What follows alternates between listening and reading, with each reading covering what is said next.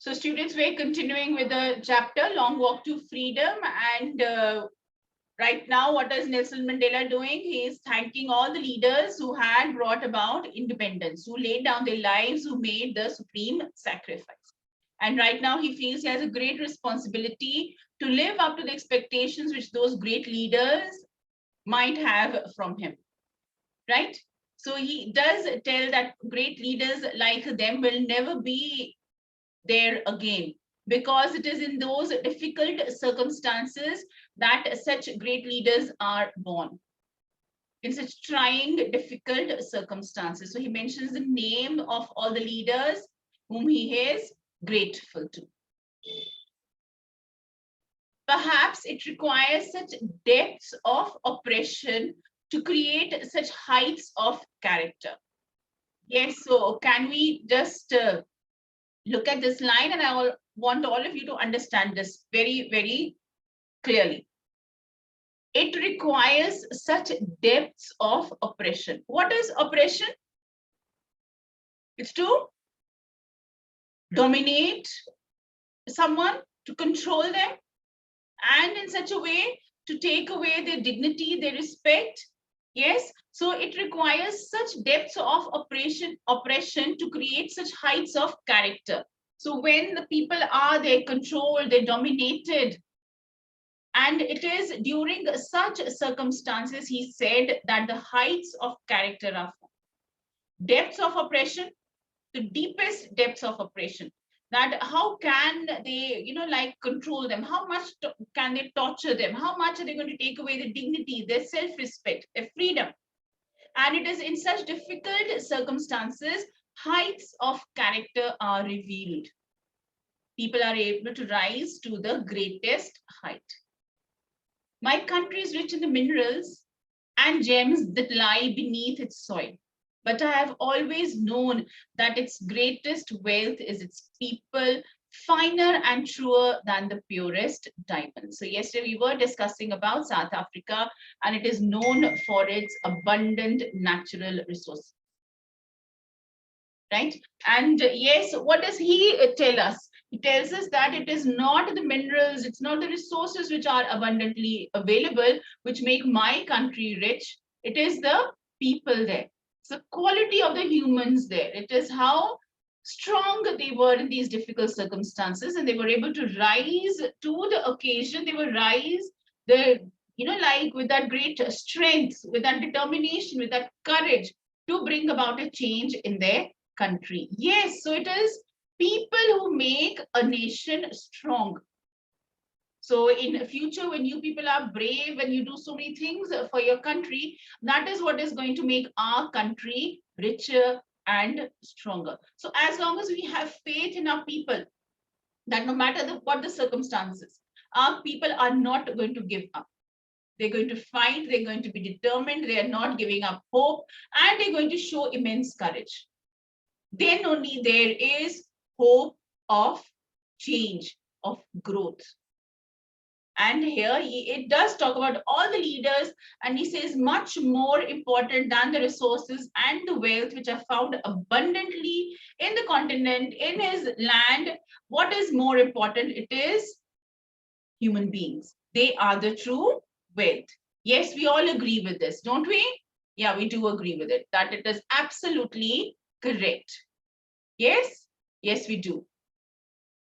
It is from these comrades in the struggle that I learned the meaning of courage.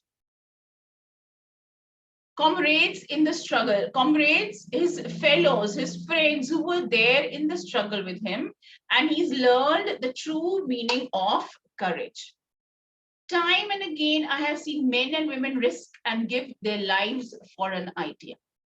I have seen men stand up to attacks and torture without breaking, showing a strength and a resilience that defies the imagination.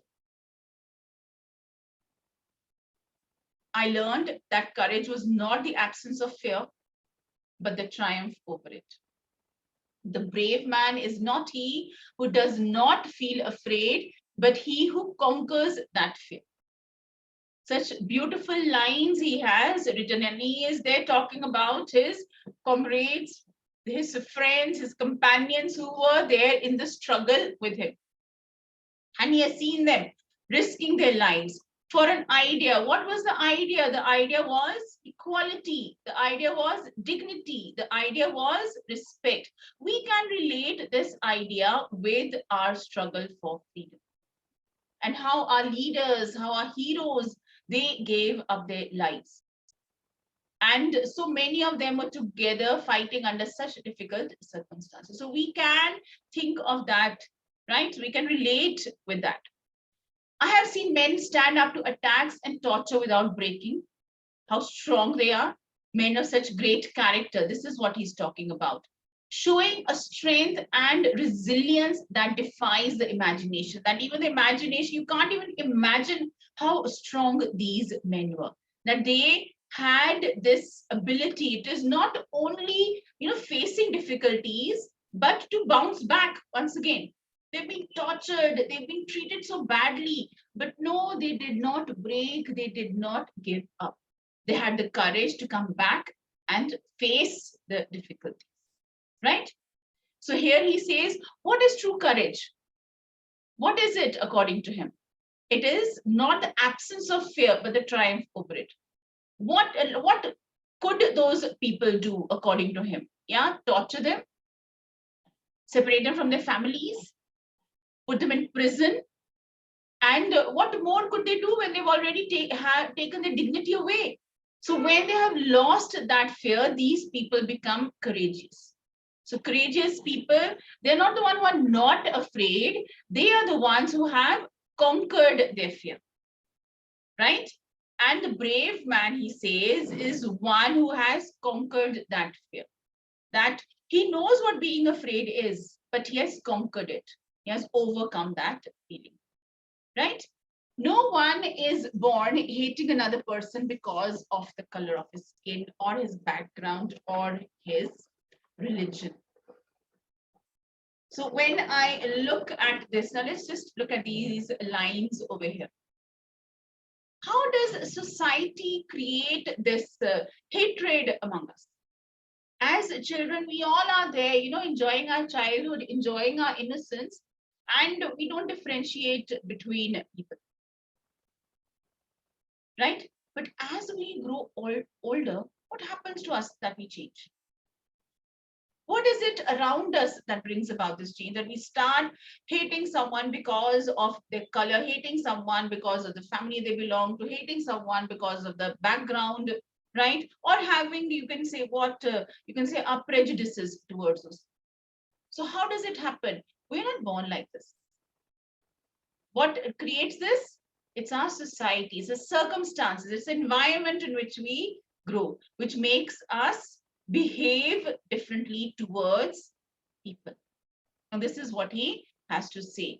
And very truly, very right words, we can say that he has spoken over here. No one is born hating another person because of the color of his skin or his background or his religion. People must learn to hate.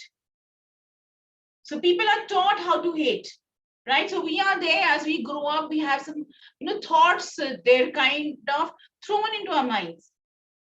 And we grow up with them, we live with them. It's so difficult to come out of that hatred. It's so difficult to come out of that bias. It's so difficult to come out of those prejudices that we have. People must learn to hate, and if they can learn to hate, they can be taught to love. For love comes more naturally to the human heart than its opposite. So it's easier to love than to hate. And yes, in other words, if we can be taught how to hate, we can be taught how to love. Even in the grimmest times in prison, so when it was the saddest time and the lowest point, when my comrades and I were pushed to our limits, I would see a glimmer of humanity in one of the guards. Perhaps just for a second, but it was enough to reassure me and keep me going. Man's goodness is a flame that can be hidden, but never extinguished. Now see all the people around them here, like, yes, so what is it? Because of the rules imposed by the rulers, what happened was the people were treated very differently. Okay, they were discriminated on the basis of their color. They were segregated from the people. There were different areas of working and right, so very inhuman behavior. And he says this was done because they were taught to hate. So like, what about the young children? Because they've grown up in such a situation, they've grown up listening to these things. So they've learned to react in the manner of the adults. But he says one thing is there, we can learn to love easily than hating. And how does he realize that?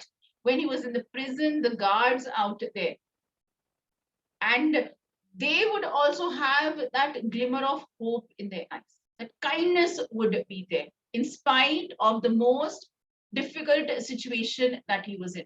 So when someone is there giving you that hope, giving you that encouraging smile or encouraging look, then you don't look back, then you don't give up.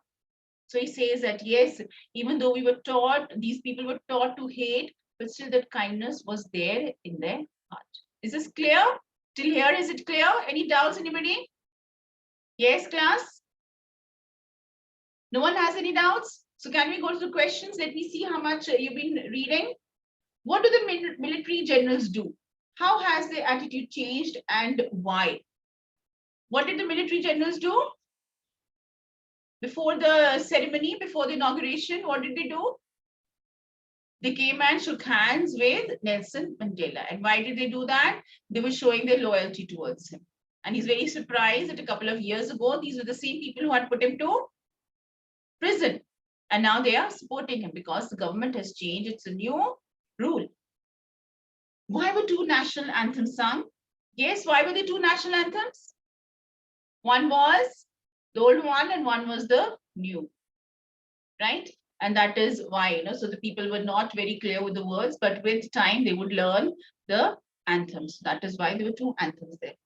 How does Mandela describe the systems of government in his country in the first decade and in the final decade of the 20th century? What was there in the first decade? So there was a government that discriminated, that had the policy of apartheid. Yes. And in the final decade, when he was sworn in as the president, what was there? There was a government that did not discriminate. There was a government that was striving towards equality in all spheres. In every area, they were working towards equality. Clear? Yes. So what does courage mean to Mandela? We've just read this. Can you tell me, what does courage mean to Mandela? What does it mean to him? Courage is absence of fear, or is it triumph over fear? Yes, who's going to tell me? So what is courage, according to Nelson Mandela? Yes, it is triumph over fear. Which does he think is natural, to love or to hate?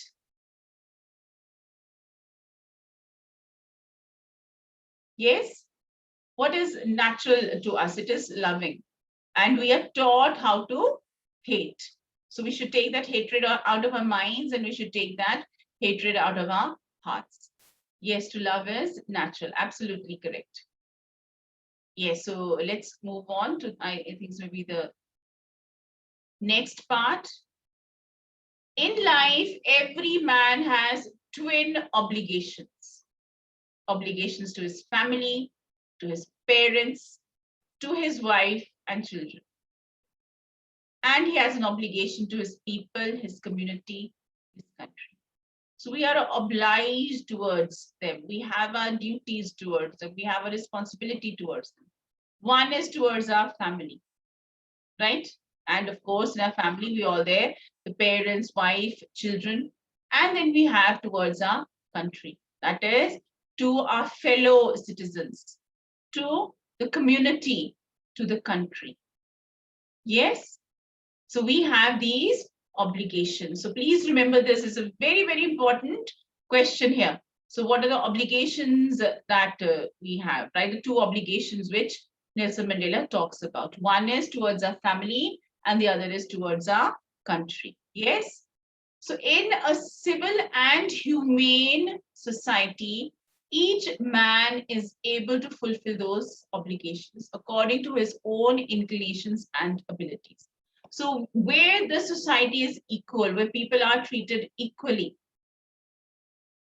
right? It is very easy, like for a person to fulfill those obligations.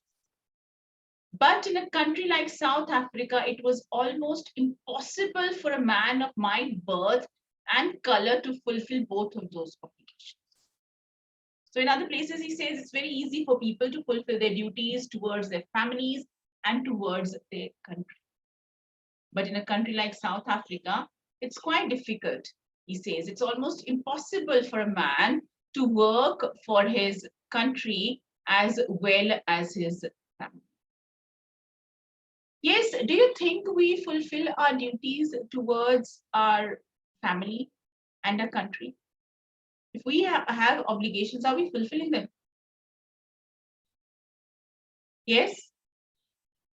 No, right, Amritpal there. Okay, Amritpal is present.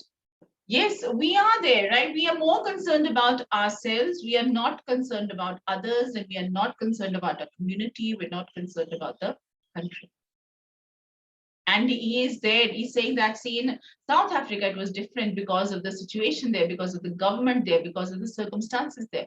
In other countries where there's equality, it's very easy. But no, we still are there, lagging very, very far behind in fulfilling our obligations towards our country. In South Africa, a man of color who attempted to live as a human being was punished and isolated. A man who attempted to live as a human being, a man of color, people from their race. Yes, if they attempted to live as a human being, just see it is, they were denied the dignity of even being a human being.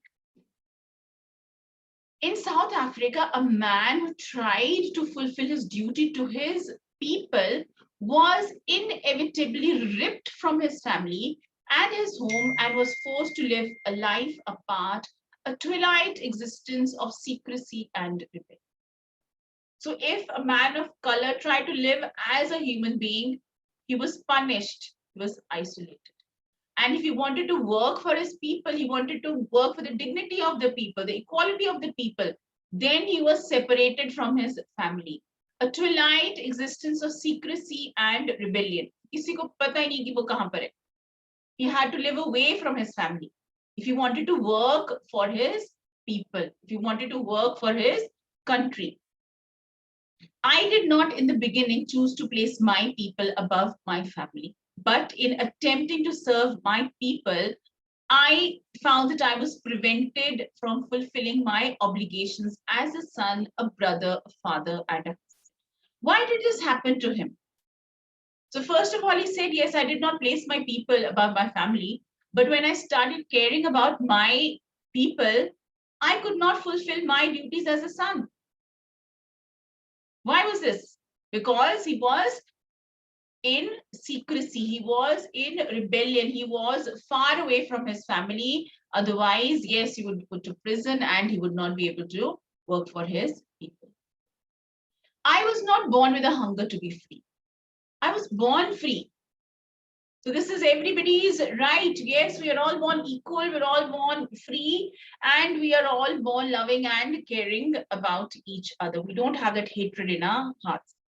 I was born free, free in every way that I could know, free to run in the fields near my mother's hut, free to swim in the clear stream that ran through my village, free to roast mealies under the stars and ride the broad backs of slow-moving bulls. As long as I obeyed my father and abided by the customs of my tribe, I was not troubled by the laws of man or God. So he says, yes, as a child, he was free. How did he enjoy his freedom as a child? Or according to him, as a child, what did freedom mean?